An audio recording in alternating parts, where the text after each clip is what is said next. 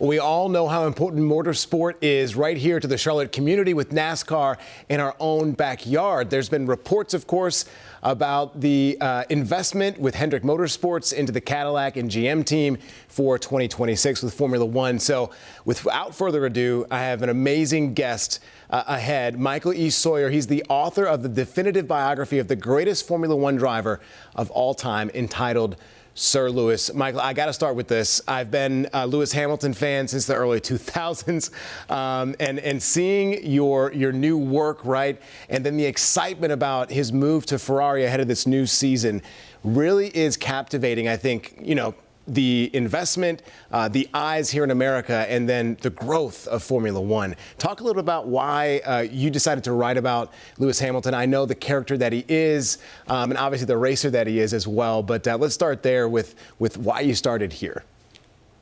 Yeah, first, Colin, thanks a lot for having me on to talk about the book. So I've been a Formula One fan since the late 1900s. I saw my first Formula One race in 1990 when I was stationed in Italy when I was in the Navy. So I've been around the sport for a long time. And just like you, I started following Lewis when he first came into the sport, even a couple of years before. You see in the F1 media, there was this kid coming up, a black kid. Obviously, people were interested in that because it was on the tail end of the Tiger Woods stuff, right? So that was interesting to me. And then, you know, followed him when he got in the league, when he got to F1 in 2007, was disappointed that he lost that championship by 1 point. Super happy the next year when he ended up winning one. And then, you know, followed him ever since. And I thought that after what happened in 2021, it was time to take a real close look at his career, just so we weren't bogged down with just, you know, kind of instantaneous results, the way sports fans can just, you know, get into a what have you done for me lately kind of mentality. Yeah. So I was working on that to take a kind of a broader look at Lewis's career from top to bottom, both on and off the track. I mean, as you know, the accolades speak for themselves, right? Over 100 wins, should be, in some people's estimation, 8 World Driver Championships, obviously, with that 2021 issue in Abu Dhabi. But looking back at his career, it's astonishing. You pointed out, obviously, being the only black driver in Formula One. Obviously, we know Willie T. Ribbs drove a Formula One car at one point in time, but this guy has really had an extensive career in a industry that does not have a lot of diversity up until the last couple of years, which has been Lewis's kind of mantra over the last couple of months and years. Talk a little bit about that and what that means to the entire sport, especially as it gains traction here in the United States. Yeah, I think that's potentially, at the end of the day, when we look at Lewis's career over time, that'll be the most important thing that he accomplishes outside the kind of ones and zeros of wins and losses.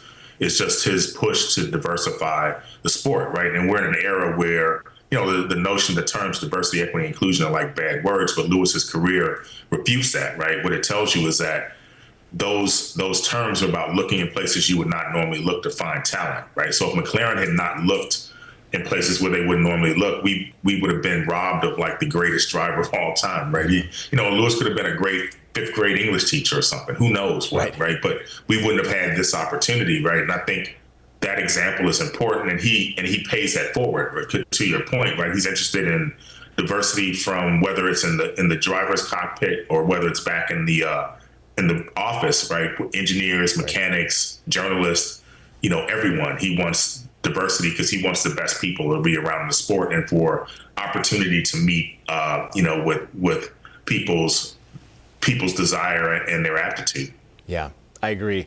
It's been beautiful to watch because it's been a transformation over the last 10, 20 years. Let's go back a little bit. Maybe I should have started with this, but as you know and as I know, Anthony Hamilton, a cornerstone, a foundational piece of his son's success. I don't know if many people know some of the backstory about him, you know, working more than, 2 jobs, 3 jobs is the story. Talk a little bit about that struggle, where Lewis grew up, so people have a little bit of a context and kind of what you talk about in the book as well, based on that.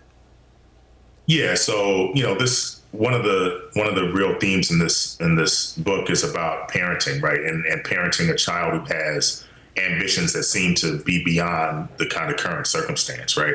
So Anthony Hamilton is part of the migration from Grenada and other Caribbean islands. His family migrated to Great Britain in the Windrush generation after post-World War II, right? So they settled in Stevenage outside of London, and Lewis is born. Anthony's marriage with Lewis's mom doesn't work out, but they stay focused and supportive of his career, right? So to your point, when it became apparent that Lewis was serious about this, it's like, as serious as an 8 or 9-year-old child can be, his dad put everything he could behind it, right?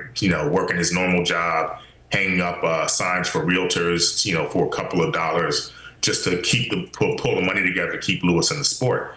And so, from that perspective, he's in that long line of parents who do amazing things for their children to do amazing things. We're thinking about, Serena and Venus's dad, obviously Tiger Woods' father, the grandparents of Simone Biles, who, her adopted parents, basically, who made gymnastics work for her with the expense and everything that happens with that, right? And so that's part of the story as well. And from my perspective, it doesn't matter, like I mentioned, whether your child wants to be a Formula One driver, an astronaut, or the best possible accountant they can be, right? That's the type of parenting that supports a child's ambition, and Anthony Hamilton and the family around Lewis exemplifies that. Absolutely. It was such a beautiful moment, a full circle moment, if you will, to see Anthony in, Maranello with Lewis on that first day that he was taking out the SF-23, I think it was. Man, I got chills on that day, and really just the run-up, the way the advertising and marketing kind of came from Ferrari. So let's talk about that. I mean, a lot of people argue this. In my opinion, it's probably one of the biggest driver moves in the entire history of the sport. And I think it'll cement even further if he has major success, which I think he will with Ferrari, depending on the car that they have this year. So let's talk about that move. What was going through your mind, man? I mean, you're probably writing this book still, or maybe in the finishing stages of it. When those first announcements came out, could you even believe it? Yeah, it was crazy. It's one of these, I think in motorsport, it's probably the biggest move. I think in sports generally, it's one of the biggest moves we've ever seen. Right. Just because, all the moving parts have to fit together, right? There's only 20 seats anyway in Formula One. And then, so when you think about the top teams, basically, there are probably 8 seats in that situation. So the move was one, at first I didn't believe it. It was kind of like the Luka Doncic trade recently, where you see it and you're like, you can't be serious, right? Right. And I said to friends before, man, it'd be great if Lewis could finish his career at Ferrari, right? Just, the impossibility of it, just because it's the most iconic brand in the sport. It speaks for everything. And so that opportunity obviously presented itself. And then for him to go back to work with Frederic Vasseur, who was around at the beginning of his career, I think to your point, puts him in position to do great things with Ferrari. And then, there's nothing more iconic than the way that Tifosi celebrate, Ferrari's wins in Italy. Yeah, it's going to be an amazing year. I mean, the passion that you can see on his face, the smile, it seems like he's got that vibrancy back after leaving Mercedes. Obviously, as you know, Michael, we've got Drive to Survive, the new season coming out this week on Friday as well. So there's a lot of excitement and anticipation for this next chapter. Let's talk a little about, I was talking about, Charlotte motorsport community. We got NASCAR here. What are your thoughts about that next team, right? Cadillac, GM, potentially, Andretti being a part of that as well. Sounds like Hendrick Motorsports is going to be invested in this. This is a good thing, it seems like, for the grid, adding an 11th team. There are a lot of question marks, right, for this new American team. We already have Haas on the grid as well. So talk a little bit about that and what you think. I mean, do you cover that in the book as well, can I ask? Yeah, we that kind of stuff was going on. We were way past, that kind of information. That had happened kind of after we had gone to like the final version of it, basically. Gotcha. That's the thing with this book. Every page, every day something else comes up. You want to make an addendum to it like it's a blog post or something, right? But I think, there's a theme in the book that covers this question. It's like, what manufacturers want to be in Formula One and why, right? Because we've seen, since, over the years, right? Engine manufacturers come and go.